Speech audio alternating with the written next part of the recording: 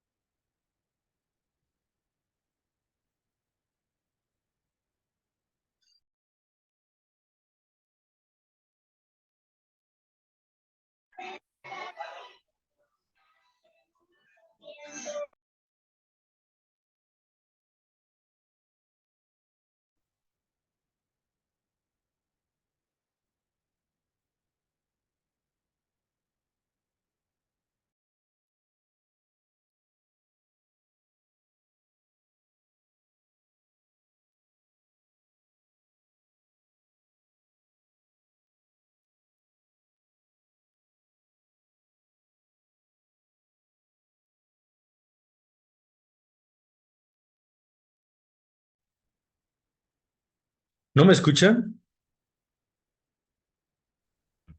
Ahora sí se escucha. Ahora sí se escucha, asesor. ¿Ya me escuchan? Ah, qué bien. Ok, creo que estaba mal configurado mi micrófono.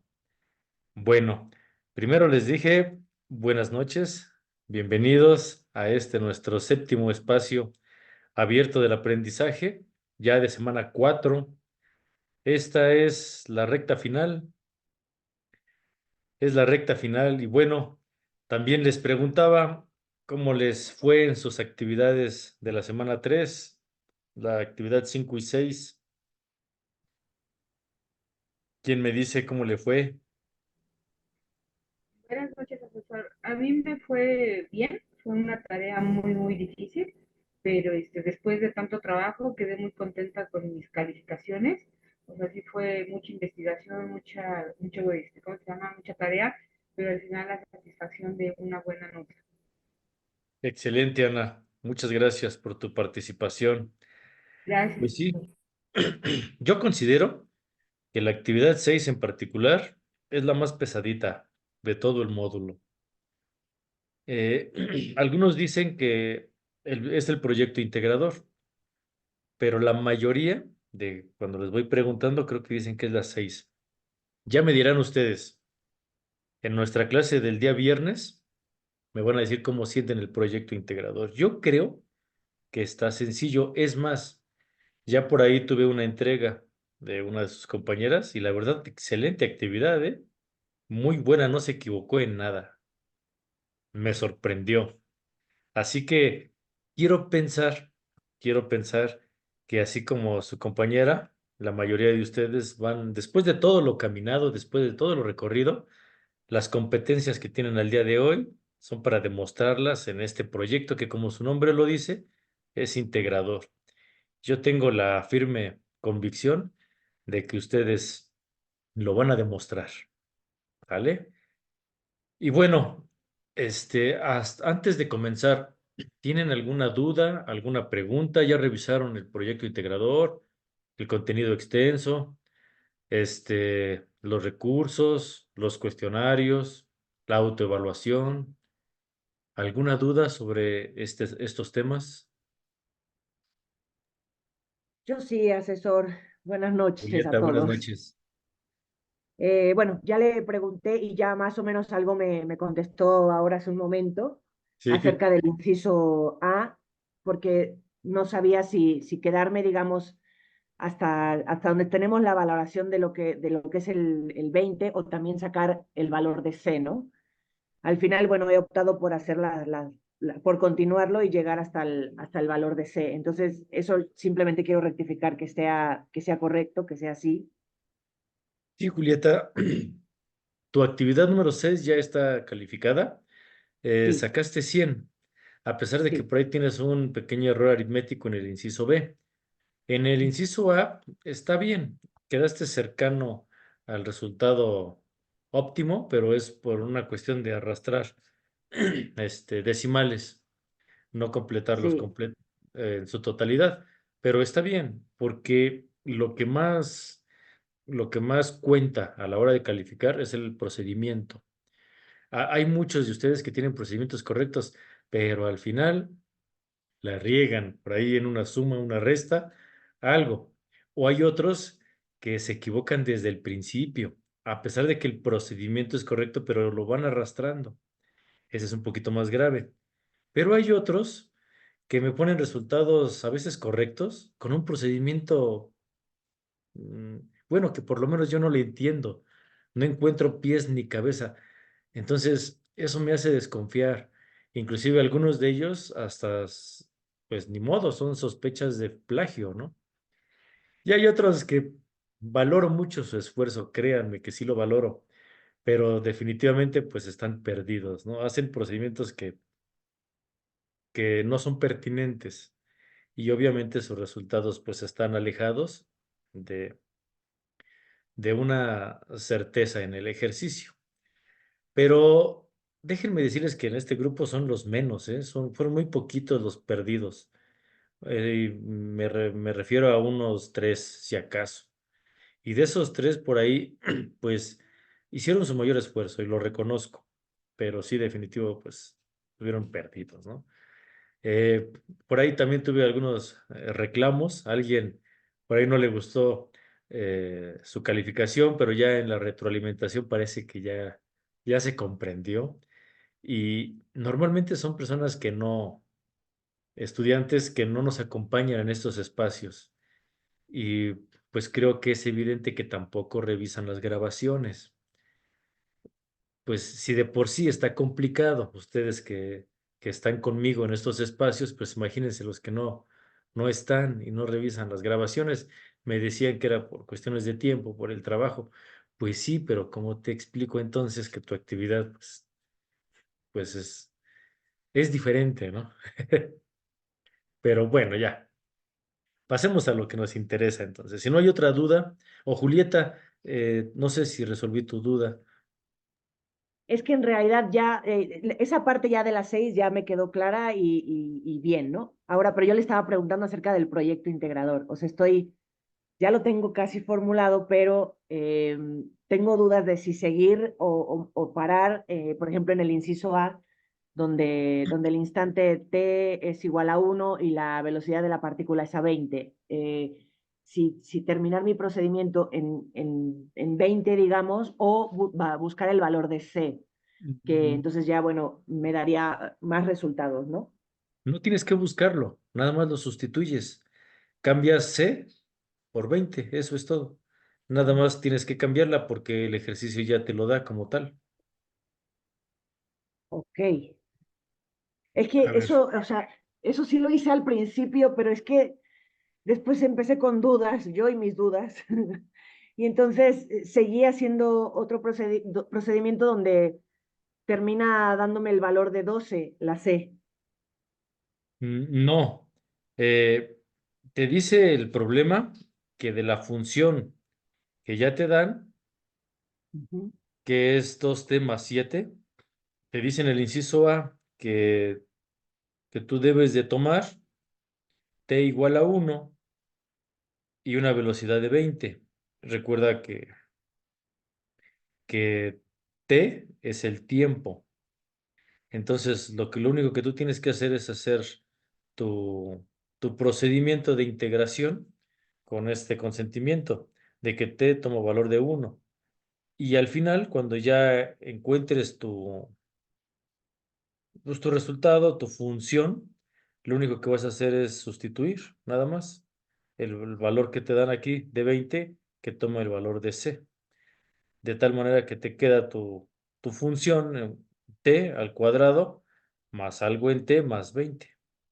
Y como tenía una doble comilla, tu resultado a la hora de integrar, te regresas una, así que es una derivada.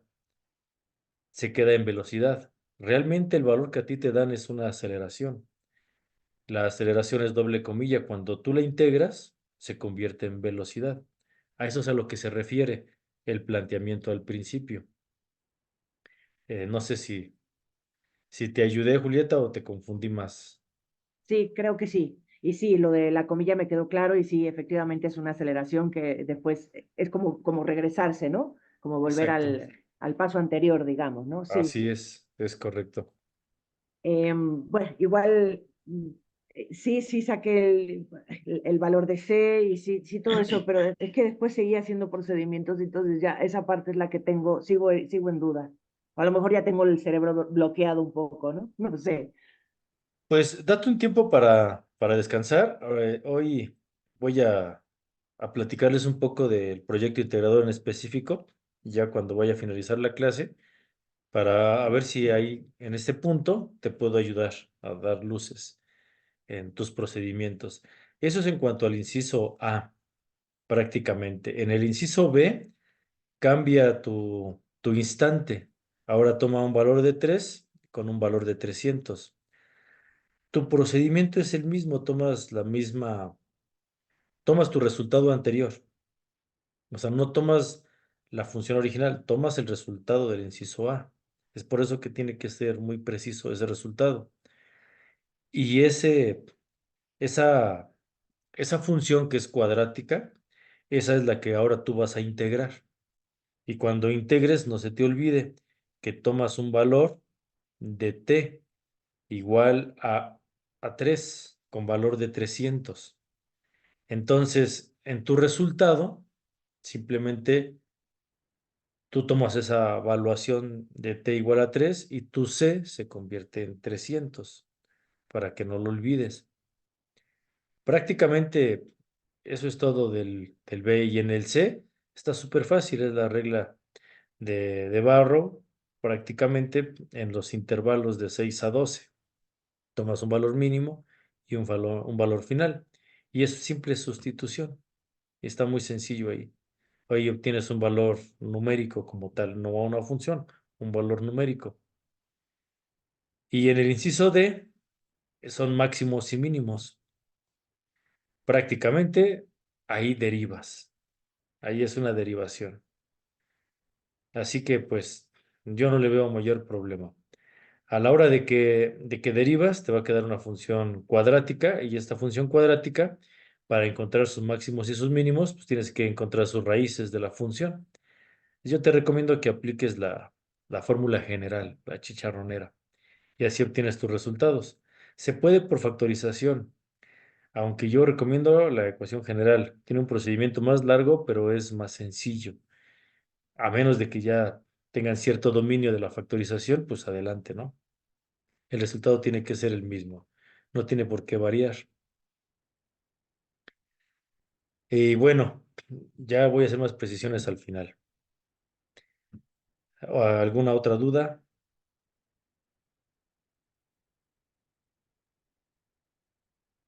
¿No? Bueno, vámonos a una presentación que tengo para el día de hoy y es prácticamente a manera de recapitulación, a manera de repaso. No creo que la terminemos el día de hoy. Probablemente se quede solamente una parte y la continuaremos el día viernes. Y bueno, pues bienvenidos, como ya decía, a esta semana número 4. La presentación del día de hoy está basada en estas ligas, así que te recomiendo que las sigas. Te lo voy a dejar de todas maneras en la grabación, pero es, por ejemplo, de Edu, de matemáticas. Está también una página de derivada de una función. Está muy bueno este material. También en cuanto a calculadora de derivadas con pasos, te recomiendo el uso de esas calculadoras, sobre todo por la parte algorítmica nos ayuda muchísimo.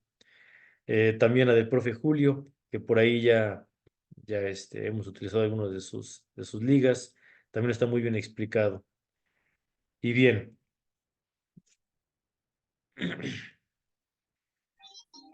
Este es un repaso general y algunas especificaciones, como lo decíamos, ¿no? Tenemos la primitiva de una función.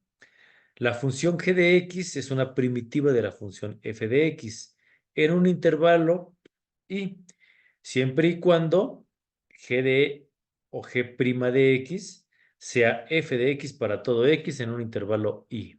Esto lo vimos la primera semana, perdón, la segunda semana. Así que nada más es un repaso.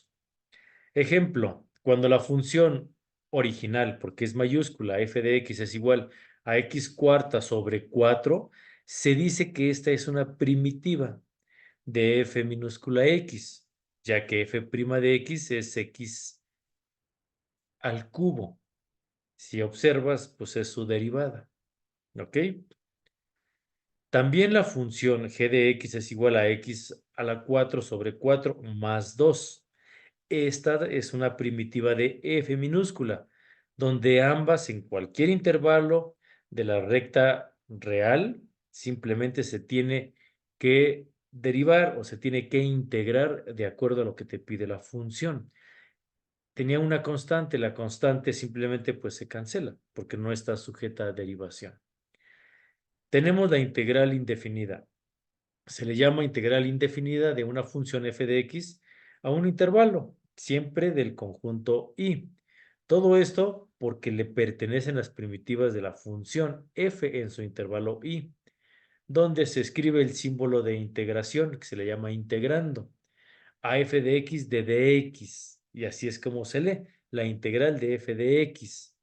Y se le pone el dx, como ya lo hemos explicado en muchas ocasiones, porque solamente se está representando lo que vas a integrar, y lo que vas a integrar tiene que ser una derivada.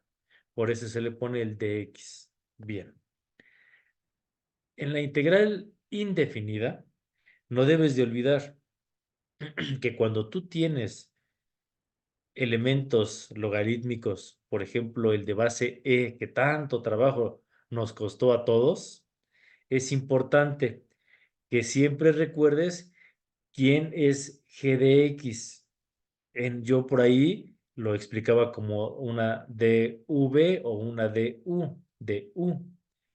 En algunos autores lo toman como una g de x. No importa lo que tú tomes, siempre y cuando lo expreses en función de una derivada, y una vez que tú ya integres esa derivada, simplemente le coloques el más c, que es tu constante de integración y que determina que ya está integrada esa función. Bien, ahora, si g de x es una primitiva de f de x, entonces en el intervalo del dominio y todas las primitivas de f de x pues serán de la forma g de x, pero se le va a poner el más c, porque c es una constante arbitraria que puede ser cualquier número real. En nuestra actividad del proyecto integrador, este número real ya no lo dan, ¿sale? Así que ahí no es arbitrario, ahí ya está determinado. Bien, las primitivas se diferencian de acuerdo a su constante. Esto también lo vimos por ahí en la semana número 3. Una función lineal simplemente se representa en un intervalo de 0 a 1, donde 0 es la horizontal, 1 es la vertical. Y toda proyección que se haga en este intervalo se le llama función lineal positiva.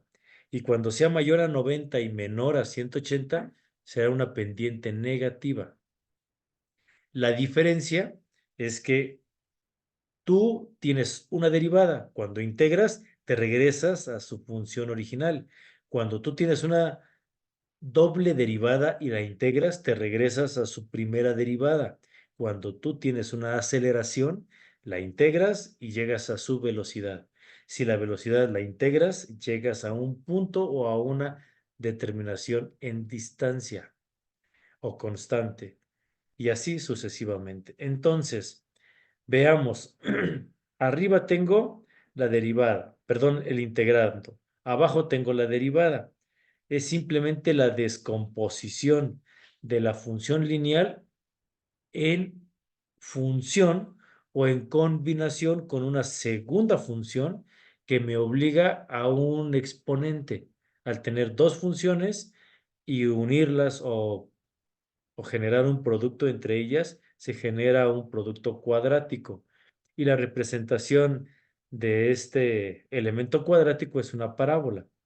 Y en la parábola tenemos un sinfín de posiciones, de desplazamientos, e inclusive podemos tener diferentes proyecciones y diferentes funciones dentro de una misma trayectoria. Bien. Veamos ahora las propiedades de la integral indefinida. Propiedades de la derivada. Esa está buena.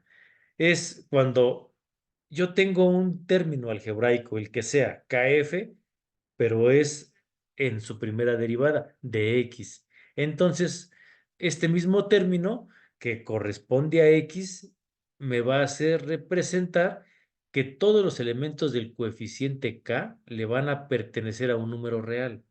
Me está diciendo aquí que K es un coeficiente que acompaña a la variable. Se dice que la derivada de una constante por una función es el producto de la constante por la derivada de la función. La número 2. Cuando f ya sea más o menos de g, es la primera derivada de x. Se dice que entonces su primera derivada de x será con respecto al elemento g, ya sea en suma o en resta. La derivada de la suma, ya sea resta o suma de dos funciones, será la suma o resta de las derivadas de una de ellas.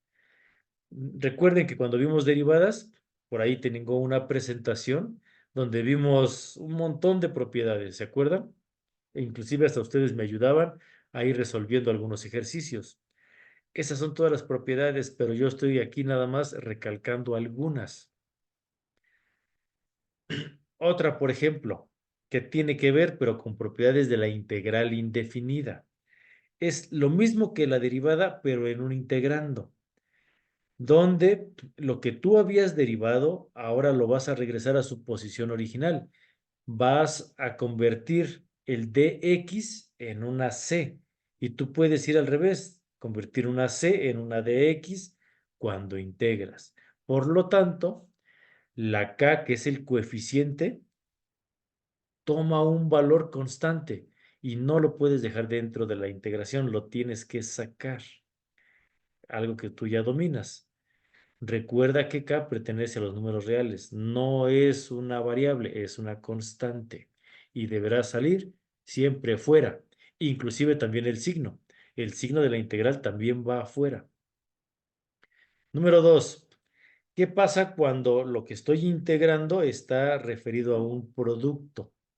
Bueno, ese producto lo voy a hacer al contrario de mi propiedad de los elementos algebraicos en conjunto.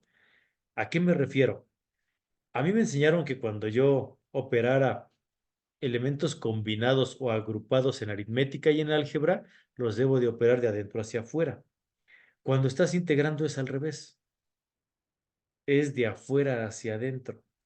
Entonces tengo que integrar primero, después de que ya sacaste las constantes, después lo que tienes que hacer es realizar tu fórmula, tu n más 1 sobre n. ¿A qué se refiere? Con una integral indefinida, la tienes que convertir primero en una integral definida, pero lo tienes que hacer por partes. A eso es a lo que se refiere. Primero tu suma o tu resta y después tus constantes al final.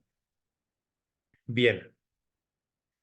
Eh, si tienen alguna duda, por favor, interrúmpanme, porque si no yo me sigo de filo. Nada más esto es un repaso. Pero el proyecto integrador lo que te va a evaluar es precisamente eso, que tú tengas las competencias suficientes para poderlo resolver. Es por eso que en esta clase hago este repaso. Pero si tienes alguna duda, por favor, interrúmpeme con todo gusto. Ninguna, César, muchas gracias. Gracias, Verónica. Entonces, veamos ahora las integrales inmediatas. Para muchos, como para mí, las más fáciles, porque aquí no hay procedimiento algebraico.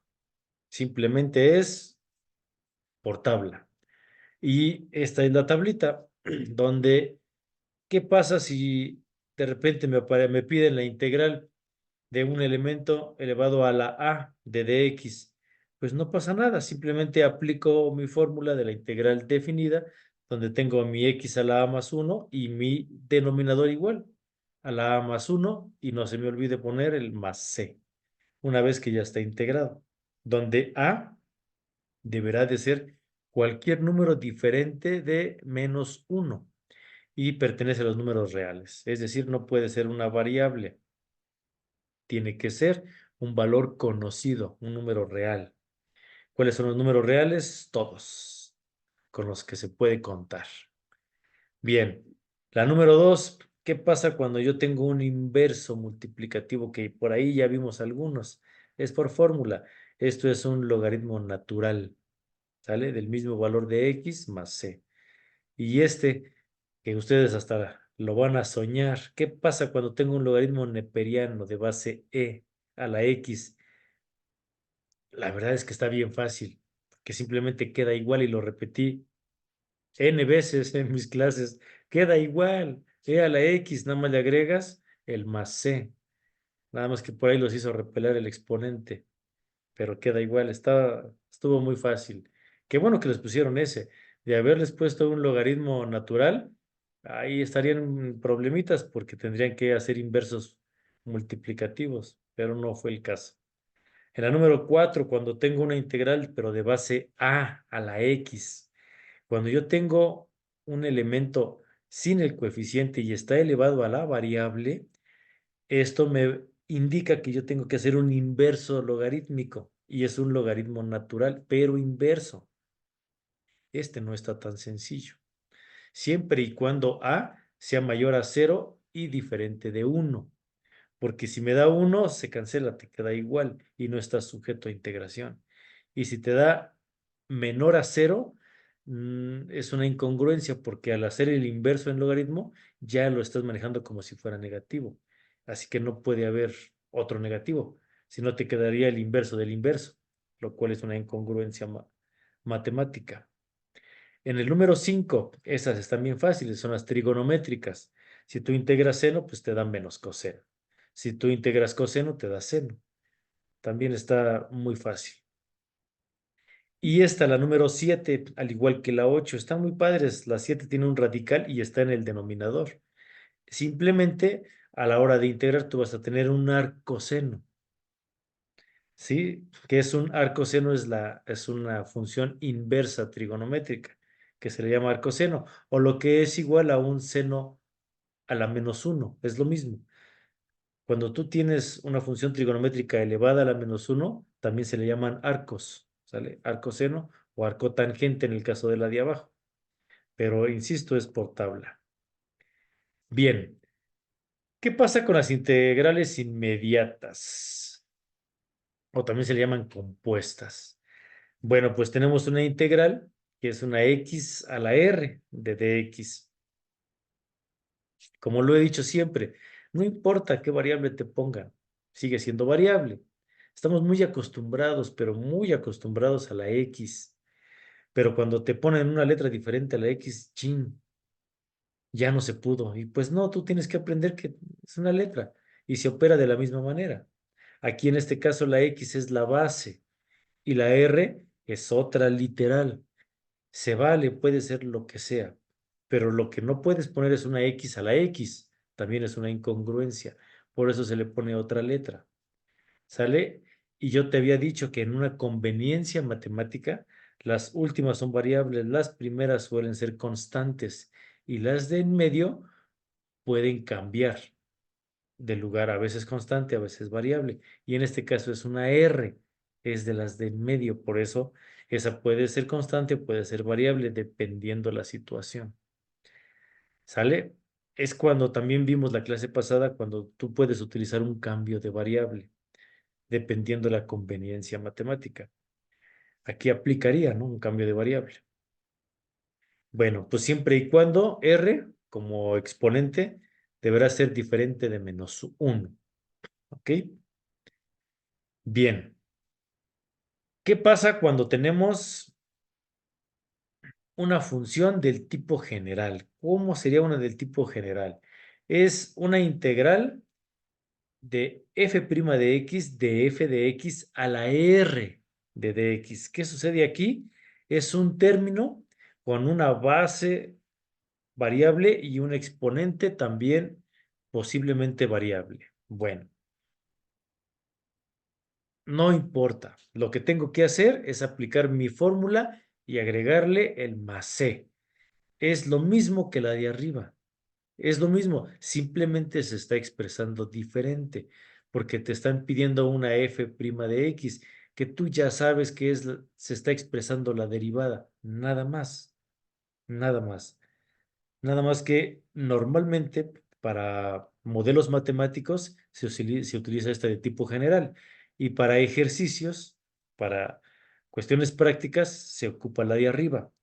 Dicen por ahí es la misma gata, pero revolcada.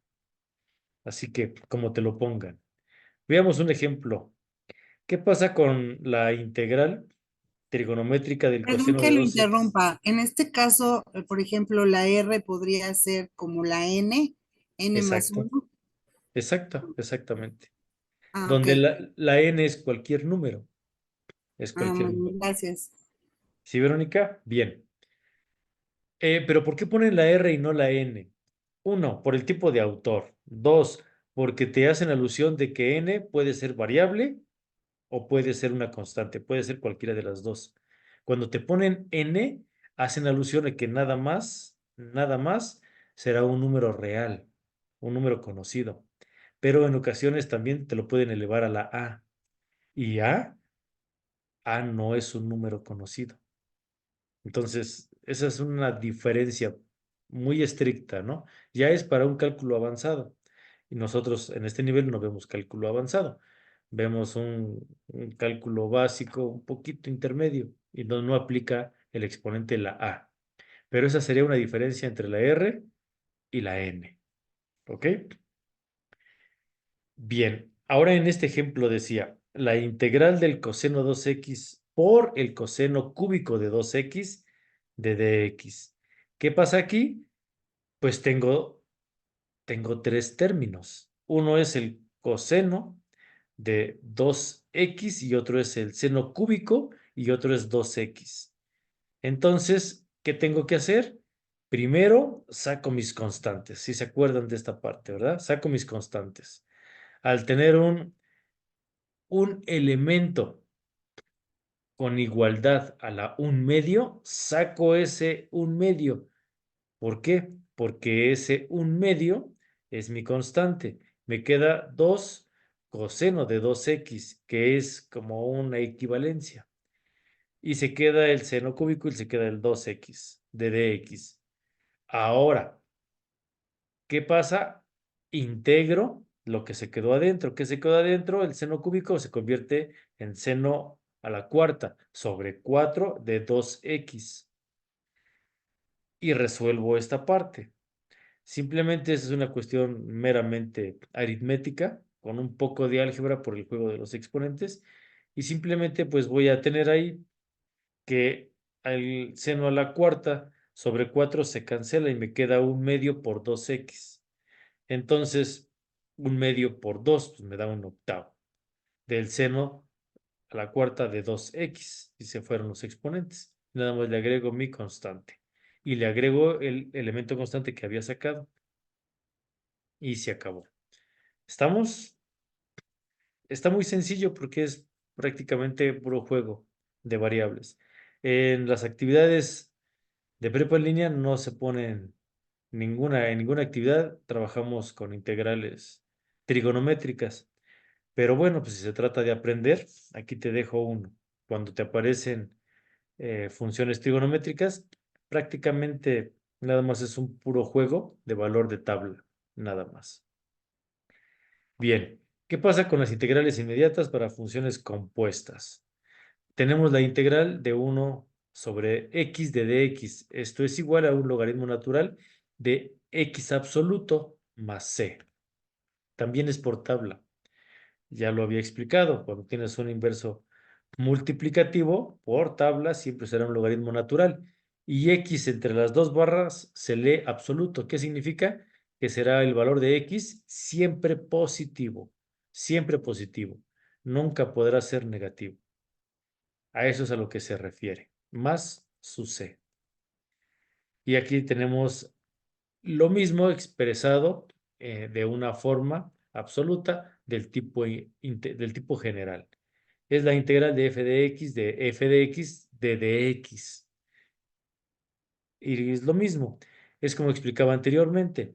En el modelo matemático es el tipo general y en la parte de arriba es la parte práctica. y tenemos su ejemplo. ¿Qué pasa cuando tenemos la integral de la tangente de 3x de dx? Bueno, la tangente es igual a seno sobre coseno. Y al ser un 3, un menos 3, tú lo sacas como menos un tercio. Esto lo estuvimos viendo la clase pasada porque se parece a la actividad integradora 6 y esto les costó por ahí trabajo, pero ya lo tienen dominado. Entonces, ¿cómo se resuelve? Se resuelve, pues simplemente seno entre coseno te da coseno, pero por el logaritmo natural. Esa es la diferencia. Es por tabla también. ¿Sí? Más la constante. Esas están muy fáciles, son muy sencillas porque es la aplicación de lo que te da la tabla. ¿Qué pasa con la integral de ax de dx? Lo mismo. El ax te obliga a ponerlo en numerador y a un logaritmo natural de la misma base como denominador. Esto siempre y cuando con un a mayor a 0, también en valor absoluto. ¿Sale? Para a es igual a e. Y esto ya lo aprendimos, ¿verdad? Que cuando yo integro e a la x de dx me quedará igual. E a la x se le quita el dx y nada más se le agrega el más c. Es lo mismo aquí integrar que derivar. No hay ningún cambio. Y bueno, aquí tengo la expresión del tipo general. Todo lo que está aquí es lo mismo que está arriba, pero abajo es el modelo matemático y arriba es su expresión práctica. Y lo mismo su ejemplo. Cuando yo integro un valor de cualquier variable al cuadrado y lo multiplico por un logaritmo neperiano base e de x al cubo, en este caso de dx, bueno, entonces, ¿qué tengo que hacer? Como tengo un exponente a la 3, lo tengo que sacar como un tercio y me queda ese 3, pero x al cuadrado y se queda tal cual mi e a la x al cubo. Prácticamente nada más se expresa la derivada del x al cuadrado en su primitiva. Nada más, el otro queda exactamente igual. Por lo tanto, a la hora de hacer la integración me queda un tercio de e a la x al cubo más c. Nada más. O sea, está muy sencillo prácticamente. Integrales inmediatas para una función compuesta. Con la integral de seno de x de dx, esto es igual a menos coseno de x más c. Y lo mismo tengo la del tipo general, que es lo mismo que la de arriba. La de arriba es la parte práctica y abajo es el modelo matemático. ¿Por qué insisto tanto en esto? Porque ustedes están en un modo autodidacta. Entonces, están acostumbrados a buscar el mismo tema, pero con diferentes autores en diferentes fuentes. Hay algunos, sobre todo los libros, que manejan mucho los modelos matemáticos, el tipo general. Y en los videos normalmente se dan las partes prácticas nada más, ejercicios tipo, pero es lo mismo, es lo mismo. Entonces tú tienes que tener ese bagaje. Ejemplo, la integración de e a la 3x de seno que agrupa a e a la 3x más 5 de dx. Esta está muy buena. Y de hecho no está tan sencilla esta. Tienes que sacar primero su valor en racional afuera como constante para que te quede la derivada precisamente de e a la 3x, donde prácticamente el 3 lo bajas al exponente y así lo expresas. Y lo de adentro lo dejas tal cual y le pones su dx. Todavía no integras, apenas estás representando nada más la función. Y a la hora de integrar se queda tu constante que sacaste, el menos un tercio. Y si te das cuenta, cambió. De seno pasó a coseno porque también es por tabla. Y el menos es por tabla. Si tú integras seno, te queda menos coseno. Pero el menos se lo pones desde la constante porque pasa a ser tu coeficiente. Lo que al principio explicaba como la K. Y lo que está dentro del paréntesis